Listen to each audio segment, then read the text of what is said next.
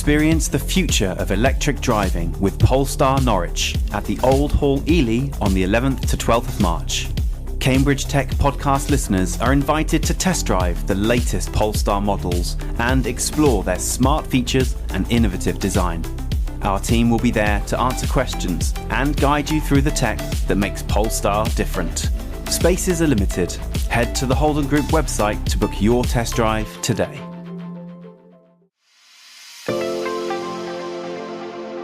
Welcome to the Cambridge Tech Podcast, talking all things technology from the heart of the UK's tech capital.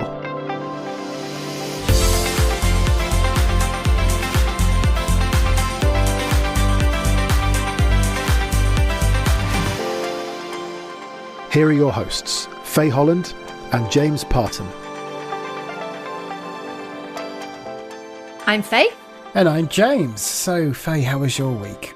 Do you know what? It was lovely. It was just a thoroughly nice week working with really lovely people and catching up with people. I just enjoyed myself last week. The joy of the job week last week. So what did I do? I went to Michelle Lamprette and Matt Maynard run their marketing leaders event with Scott Woodrow of PRS. So that's always really nice just to get together in a very relaxed, informal setting. I was interviewed myself by BDO, who asked if I could do a bit of a wrap on what's happened with 21 to Watch over the 8 years that I've been involved in it. So that was really nice. And it was just really nice just to have a bit of a chat. Paul is great. He was actually on the list, I think, the very first year. And then obviously his career changed quite a lot, but just reflecting from a founder and a ecosystem player point of view. So that was really interesting. And I think that's coming out this week, actually. So listeners will be able to read up on that if they're interested. But obviously 21 to Watch is this week. And so that will be next week's episode. So we'll talk more about that then. And then I finished the week with a lovely dinner at the Lucy Cavendish College with Bruno Cotta as they were celebrating 5 years of the Lucy Cavendish Enterprise Challenge Programme. So that was kind of the highlight of my week, I think. You were out and about again last week. I spent a couple of days in the Norwich tech community, which was really nice. So I went to my third Hack Ed, which is organised by tech educators, and then went to Nordev, which is the largest software development conference in the region. So yeah, I had a really good time. Oh, nice. And what did you get out of Nordev? Number one, just wanted to kind of absorb the kind of scale and the topics of conversation that were happening amongst the software development community in the region. Sat in on some really interesting talks, got some good networking in. Really strong Cambridge representation, actually. So that was good to see. Redgate was sponsoring, Gearset was sponsoring. There were a few Cambridge-based speakers. I sat next to Charlie, and turns out he works for Darktrace, just across the road from us. It's nice to just meet some new faces and, like I say, just get a sense of what's going on, where are the challenges. Yeah, really, really productive day. Yeah, great. And you're an absolute fan of Hacked, right? Yeah, I love Hacked. You might have seen my LinkedIn post where I was gushing about it. But for those listeners that aren't familiar, it's a 3-day hackathon for 16 to 20-year-olds. They come together as strangers on the first day, and then over the progress of 3 days, all of them had developed teams, they'd developed working products. They all demoed, they showed huge amounts of customer insight and empathy. So they really understood what they were building and why, which I think was really impressive. As James from Tech Educators pointed out, the skills and the experience and the relationships that they built over those 3 days really meant that everyone in the room was a winner, right? It didn't really matter who actually was announced as the winner. They're really powerful events, aren't they? Because it's those we call them soft skills, but they're really like essential skills, aren't they, of working in a team and collaboration and all of those things. So I guess you just get to see all of that in action. Exactly, to your point, everyone was emphasizing that these days employers are much more focused on soft skills than they are on hard skills, because I think you can teach hard skills, but soft skills are really something that you need to nurture and develop. Yeah. Very good. One piece of podcast news before we get into the news. we have agreed to be the official podcast partner again for Cambridge Tech Week. And we'll start that off with an episode in a couple of weeks' time when we're covering the Cambridge launch event with a panel that they're running there. So we're absolutely thrilled to be, collaborating again with Cambridge Tech Week and helping to make sure it's a real showcase of Cambridge's contribution in the tech ecosystem on a local and global basis. Yeah, it just gets bigger and better every year, doesn't it? So really looking forward to that kicking off again this year. Okay, so our first piece of news this week is Eco-Inject, a Cambridge Science Park medical device company who are reinventing the auto-injector, have completed a 5.2 million equity raise led by British investment syndicate Adjuvo. The finance will enable Eco-Inject to scale its reinvented auto-injector and move into commercial scale manufacturing with partners. Once used primarily in emergency settings and for a limited range of advanced medicines, auto-injectors are now central to the delivery of an expanding class of patient-administered injectable therapies. Demand for patient-administered injectable drug delivery is increasing, driven by the rise of injectable treatments and the rapid uptake of GLP-1 drugs. So congratulations to them. They're a really exciting company. So one of the founders in the press release had talked about sustainability isn't being used as a mission. It's not an add-in. It's actually their method and how they are driving the product to make sure they can offer something that's sustainable and scalable for other alternatives that are out there in the market. And I think that's really important. The team is currently 5 people and they've got no plans of growing just yet until the product is ready for volume manufacture with a specialist partner later on this year. And I think that's kind of interesting as well, that they're being so focused on what they're doing and what they're delivering. So I expect we'll be getting more news on that soon. We're very excited about the next news story. For regular listeners, you'll know that we've been tracking Beyond Math for a number of years now on the podcast. We're really excited to see the news this week that they've closed a $10 million seed round extension led by Cambridge Innovation Capital alongside existing investors including UP Partners, Insight Partners and InMotion Ventures. This extension wraps up the seed round at $18.5 million. The latest funding will be used to scale up the commercial deployment of Beyond Math's generative physics technology and increase its research capability. The team expects to double its headcount this year and expand its customer base across Europe, the US and Japan.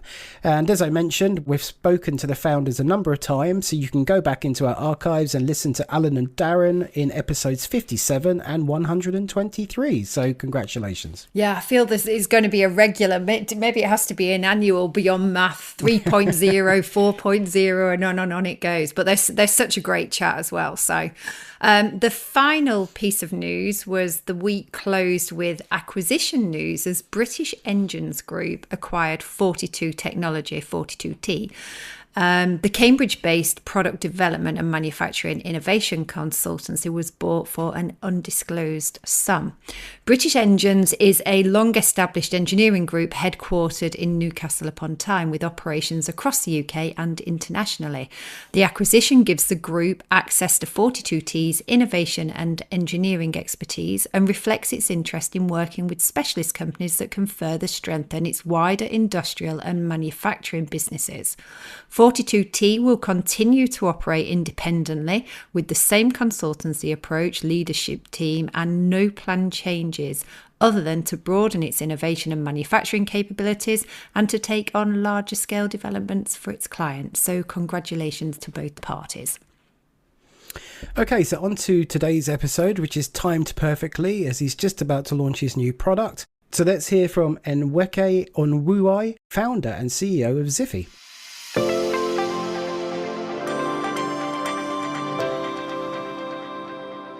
Nweike, hello. Welcome to Cambridge Tech Podcast. Oh, thanks for having me. James says that you've been in the Bradfield Centre for the last 14 months or so. Yes, that's correct. And how do you enjoy it? Bradfield is many things to me. First, it's a place where I show up to work every single day. So I'm here most days of the week. Sometimes I can drop in weekends if I wish to. And again, it's also a big opportunity to meet with founders and other people within Cambridge that are building fantastic stuff. Yeah, brilliant. And we'll come back and talk about Cambridge and what you actually do here and the whole ecosystem and how it could and has supported you. So why don't you tell us a little bit about your early life and your journey to where you are now? Okay, so I started off in the tech sector several years ago, actually when I left uni. Until 2019, when I moved to England, I used to live in Nigeria. I studied electrical electronics engineering in my university. And about that time, that was when I graduated, was about 2000. And you would imagine about that time, the whole concept of tech was already very evolved. But it wasn't really something that was very common to have people leave uni and start off their own tech company. That was when it wasn't really very fun to call yourself a startup. So I remember back in the day, I wouldn't even put the CEO of my company. I would just say I'm the technical director. But in 2000 was when I started. And all we were doing was basically building websites for companies and trying to get people actually to come online. And that quickly started evolving because we noticed that customers didn't just want to be online. Customers also wanted to have parts of their business automated. We begin to find out that just building and putting them online, creating their website wasn't going to be enough. And then we became more involved in automating certain aspects of their businesses. So in 2000, we began to grow and eventually we became more like a boutique software company that could build any software for anyone. The client base was all in Nigeria, I take it? Yes, at that time it was. And originally they were just small, medium organizations, like I said, who just wanted their website in 2000. I'm kind of interested on that because I don't think we've ever spoken to anyone. And so we can get some insights here about what the Nigerian system was like as well. What was that uptake like? Were people receptive? It was still very embryonic, I assume. So did people know that they needed a website? Did they know they needed to start optimizing, or were you also educating them? There used to be a common joke within our office that we would tell people what their problem is and tell them how to fix their problem. We had to find a way to make sure that we could deliver those and also get value for what we are delivering. And incidentally, some of the things we did was looking at value-based pricing. So they didn't need to pay us upfront. And the whole idea was once you start seeing value, then you begin to start paying. Just going back to the Nigerian space as well, what was it like as an environment? Was it all growing organically within the country, or were you starting to see other nationalities getting interest in what you were doing as a nation as well? Were you starting to get inward investment? One of the highlights of our business in Nigeria was when we actually reached out to FICO. FICO, of course, the guys who are behind the credit score, the American company, and wanted to work with them because a decade later, after we just started as a small software company, we obviously became a very large company playing in the enterprise space. And I remember one of the banks that was a client actually wanted us to build a custom homegrown fraud monitoring solution that allows us to detect anomalies of all their banking channels. Most Fortune 500 companies in America, UK, obviously other parts of the world were using Falcon for exactly what this client wanted. But Falcon was obviously way ahead their budget. And when we approached FICO, we found out that the basic idea was for us to be trained by them, became their partner, and there was a bit of knowledge transfer. And then they were able to train our team and passed on some of the basic components in which they used to build Falcon. So it was mainly us using some of their technology, getting their training, hand-holding us. And within 12 months, we were able to build the solution and it went live. So that's really interesting. It sounds like things really started to take off when the FICO relationship started to develop. What was that experience like? FICO's relationship did several things to our company. Being exposed to FICO was really very important to us. There was a lot of training. Actually, the training happened in London. And eventually we got invited to their New York office. And every year there was a FICO's partner conference, which was a lot of opportunity for a young, growing local company in Nigeria to get all that exposure. That was one thing that FICO did for us. But incidentally also, actually, at the time we're meeting FICO, we didn't realize that they were the guys behind the FICO score. And that relationship became instrumental for Nigeria to have their first credit score. So because we're already FICO's partners, and then, we found out that they could also deliver much more than helping us build real-time fraud prevention solution for Nigerian banks. They already also have solutions that was more like plug and play. And there were credit bureaus in Nigeria licensed to do that, but they just didn't have that capability. So we worked with one of the biggest credit bureaus and then facilitated that relationship because, again, they had a partner. Several times, it was very easy to have FICO employees fly into Nigeria because we could facilitate visa issues and often do events together. And being in that place because they have a partner was then easier for them to start looking at other aspects of the market. So apart from them working in the banks, we're not doing bigger budgets and getting the first credit score. And you could imagine the import of that. So those became some of the advantages of working with a company like FICO. So it's interesting because not only are you building the partnership, you're actually supporting the Nigerian ecosystem and almost starting to do things in a slightly different way, which is really interesting. Okay, and so you had that business and you stayed running that business for the best part of 2 decades. Yes. Didn't you? How did you learn to run a business? Was there a support system there that trained you, or did you just learn everything by doing? I learned everything by doing. Because, again, initially, most people didn't really realize that you could do it. But there were some elements of support systems, actually, back and forth. There were a few companies that offered training because essentially I was learning and training myself to be a programmer. But again, the business side of things, I didn't know that. So there would be some short courses one could attend, and there were local Nigerian companies that were providing those specific courses on what you need to do with marketing, what you need to do with sales. And that was just it. How many were there in the team? So at the time, especially when FICO came in, because we were actually a company that was doing 2 specific things. We were specifically a software development company. Anyone could just walk into us, we look at their requirements, and we could build that software.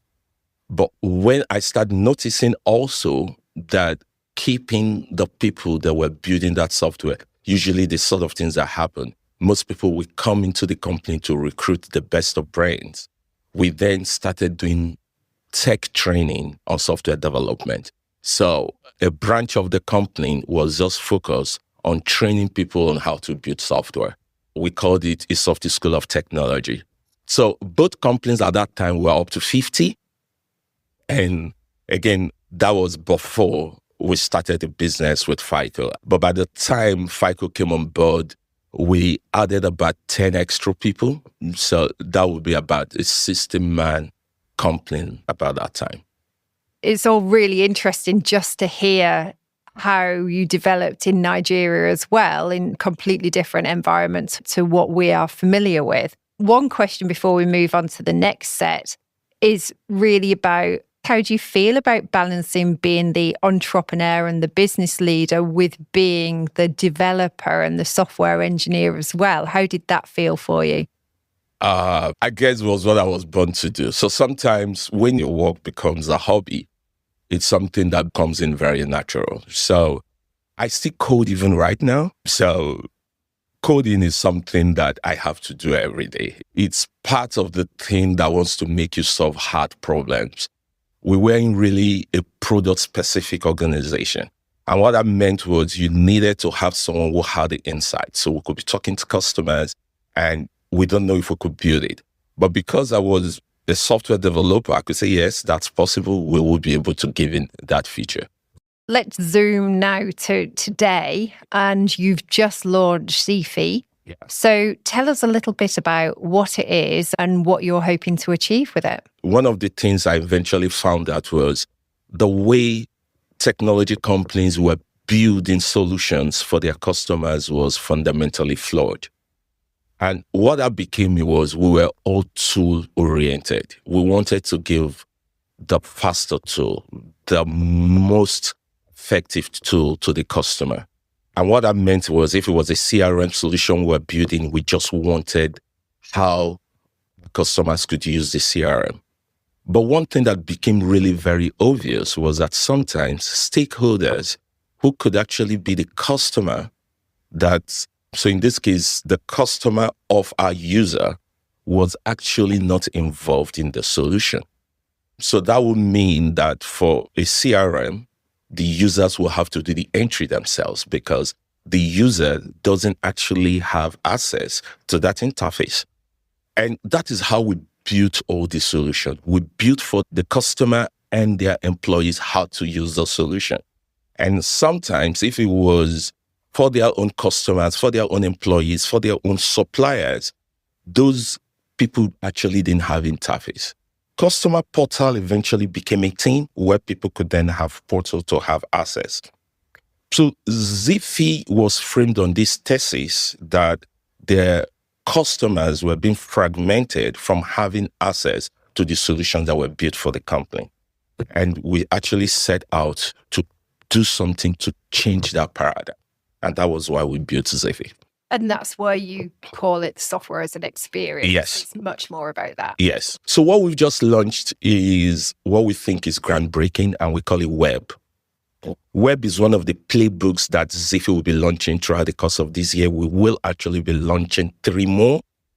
But what Web does really is to give individuals a unified digital home. So Web right now is focused more on individuals, solopreneurs, creators, people who want to run their business as a personal brand.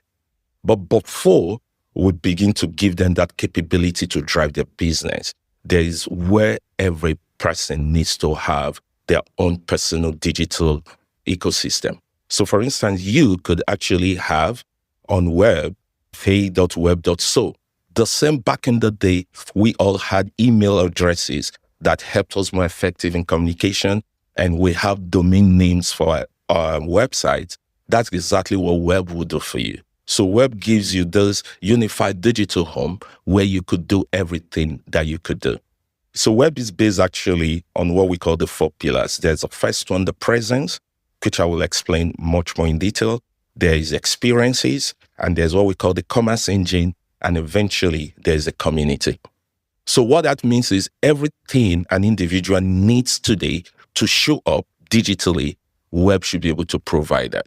And what it solves is instead of using multiple tools, jumping from tabs to tab, Web gives you that digital home that allows you to show up, build your personal portfolio that you will probably do with Linktree or any of these portfolio apps. But beyond that, allows you to have native apps. So if you wanted your booking software, there's no need actually get any of the booking applications. It's already inbuilt because it's native. If you wanted to start writing out your blogs, you wouldn't need to have Substack or Beehive or Medium. There's already one for you. You wanted to have your own contact manager, which could eventually become your CRM. One is already embedded in it. You wanted your cloud storage, is already embedded. So it's an all-in-one suite of tools that gives first the individual the capability to show up digitally. So you're providing a complete digital ecosystem. You mentioned presence, commerce, community. Can you delve a little deeper into the functionality? What that really means today is that for people to show up digitally online, there are a couple of options. You could actually use the linking build solutions, usually which are free, or you could actually use full feature solutions like Wix to actually build your own site. And both of them have their advantages or disadvantages, because with Wix, you need to be able to then get your domain name, host the domain name. Apart from the cost, you need to figure out how you're going to have your SSL and every other stuff. With the link in bio, they're really very simple. They're very basic. They're more like routing people into places where they could have a link. So we are more in the intersection of both. So what that means is that it's really very easy, like in link in bio systems, but gives you the comprehensive nature that Wix can give you. It doesn't necessarily compete with Wix on all the features, but everything individuals need to show up, you'll be able to get that. And then if you want to be able to have your links, like Bitly will be able to give you to create unlimited links, then you're able to do that. Do you want to create custom pages? You're able to do that. So presence requires you to just easily, your name or choose whatever the username is. And that's why the name web become really very special to us, because we needed something that my name, Nweike.web.so, makes a bit more sense than trying to get Nweike.com. So it's short enough and then allows you to do everything. So that's the presence part. We move to the experience part because sometimes just showing up on the internet or having a digital presence is not just good enough. You definitely need to have some interaction. People want to talk to you. People want to fill out a form. People want to book with you, or you actually want to express yourself. You want to write a blog.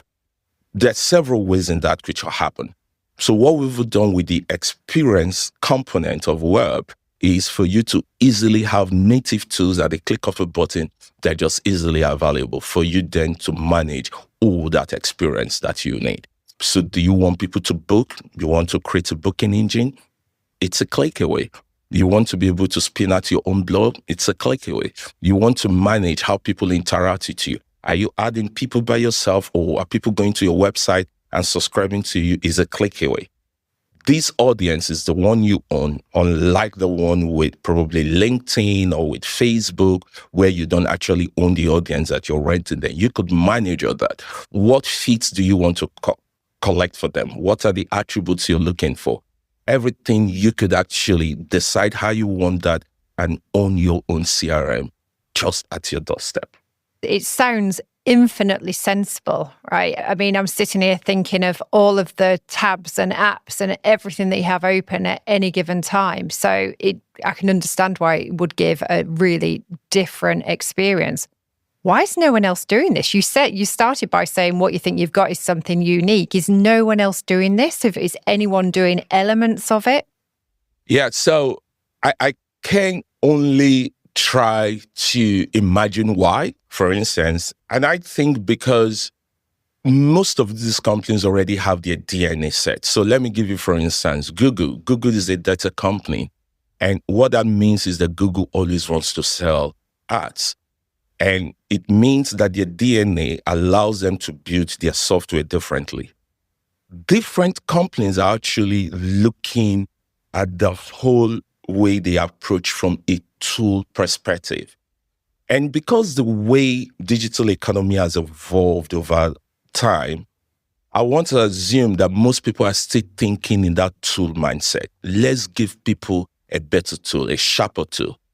The idea of building what I can call a participative ecosystem, both for your customer and for the people that need it, needs a long-term view. We've been building this for 4 years. And because we're a bootstrap company, I would imagine it would be very difficult to have an investor put money for a company to spend just 4 years trying to build something that you're never sure if anyone was going to use. So it's a big risk. And sometimes it really takes for you to be a true believer for you to be able to get it done, because you're not actually building for a specific audience. You're more like boiling the ocean as it will sink. So it requires a deeper perspective. It requires a whole lot that I could imagine most of all these companies probably wouldn't want to do. So that would be my guess. So you've just launched your first product iteration. What does your plan look like for the year, and what will help you grow and make the company succeed? Yeah, so we've bootstrapped the company up to this point, and what we're definitely now looking for would be investors who need to believe in the thesis in which we've built what we've built. So what will really be very useful, and that's what we've been doing. We've been talking to a lot of investors, and we're hoping that see them come to pick up a seed round, which we hope should come in very soon. That's number one. Number two then is to have partners who needs to believe in this, because again, what makes this really, truly transformative is in the way we're approaching this. So certain companies could actually come to be able to understand what is in for them and how does this bring value. So we're really very open to start having those kind of conversations for those who could be partners and eventually who will become our customers. It's been really interesting to find out more about what it is that you're doing. We've talked a little bit about the tech. I'd like to bring it back and just finish with your experiences of being in Cambridge. We talked right at the top of the call about you're here in the Bradfield Centre. How's it been? How have you found the support? Have you been out there to meet people? Yeah, so Bradfield really is such an interesting place to meet. There are often events that people, my office is literally on the first floor. So oftentimes you get the opportunity to bump into people. There are software crafters events that happens every now and then. We are AWS users and there are often events involving those. And there are also founders who are doing their thing. And one of the great opportunities we've had is over coffee, you happen to meet people who are also building very fantastic stuff. And you guys are just, so what do you do? And you're starting having a conversation that turns into hopefully some level of partnership. So Bradfield offers those levels of opportunity all the time. No, that's great to hear. Thank you. And now you're launched, I'm sure we'll be seeing you out and about in the broader Cambridge community as well. Yes, hopefully. That's brilliant. Thank you so much for your time today. It's been a really interesting conversation. Thank you, Faye.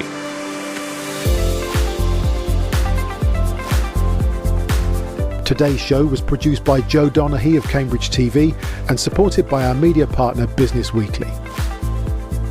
The Cambridge Tech Podcast is available on all major podcast platforms and on cambridgetechpodcast.com.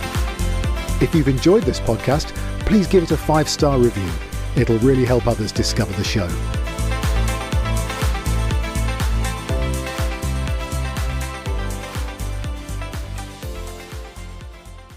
Now you can get directly involved with the show.